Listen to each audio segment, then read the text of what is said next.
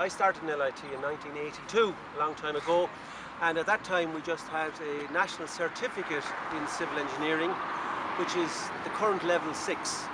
And within a couple of years we started what was then a diploma in civil engineering, which would be the equivalent of a level 7 at the moment. And that was very successful, but our students continuously wanted a level 8. So in 2008, I believe we started the BSc in Civil Engineering Management. And that is the current status. We have level 6, level 7 and level 8. During the recent property boom, houses and apartments went up at an astonishing rate. Now, reminders are everywhere. Unfinished estates where machines are silent and the builders have gone. Rows of brand new houses on offer at discount prices. And people faced with the fallout of a property crash.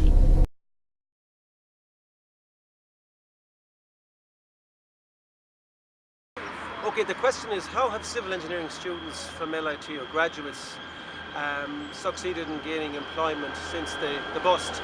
I would say that in general in Ireland there hasn't been hardly any opportunities for students for employment. So many of our students, or graduates as they are now, have got employment in England, especially in London. Other students have gone further abroad to, I know, Australia, New Zealand. So I suppose to recap, job opportunities in Ireland are few and far between. Mainly our students have gone abroad. Some of the students who've achieved well, in fact, have stayed in education and have gone on to study perhaps level 8 in our other IOTs or universities, or have gone to colleges in Scotland mainly, like the University of Dundee and Napier. And some have actually gone to study in our universities here in Ireland.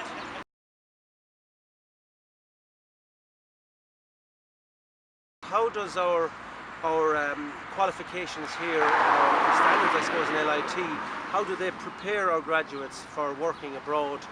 And I suppose my answer to that is that first of all of our qualifications in civil engineering, be they level 6, 7 or 8, are under the National Qualifications Authority framework, which is the Irish framework for our qualifications in Ireland. So that stands up, we're part of the European Union, so there isn't an issue there. And the second big item is that all of our qualifications in civil are accredited by Engineers Ireland. And Engineers Ireland are well respected in Ireland, in Britain and further afield, so much so that they have in fact several agreements with their equivalents in Australia, New Zealand and the US.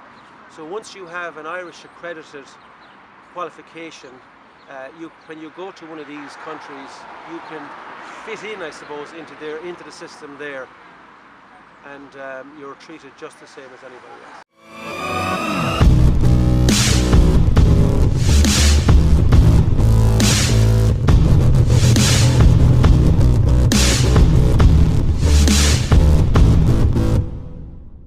From my own point of view, I worked as an engineer. I took a career break from LIT and I wanted to sample the US, so I moved to Boston for 3 years and I worked there as an engineer in a design office, more an architectural office. And I must say, maybe it's because of the location. First of all, being Irish was excellent. My qualifications were not a problem. The biggest problem I would think for graduates, I should say, is probably visa and status in America.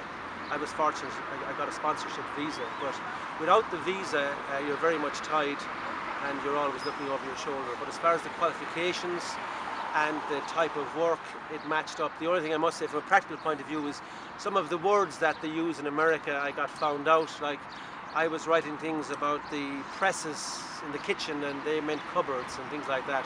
And I did have to rewrite minutes a few times to get the Americanisms, but other than that I found no problem. And in fact, you were in the Boston area, you were dealing with a lot of Irish Americans anyway, so they were very open to meeting Irish people, Irish qualified people.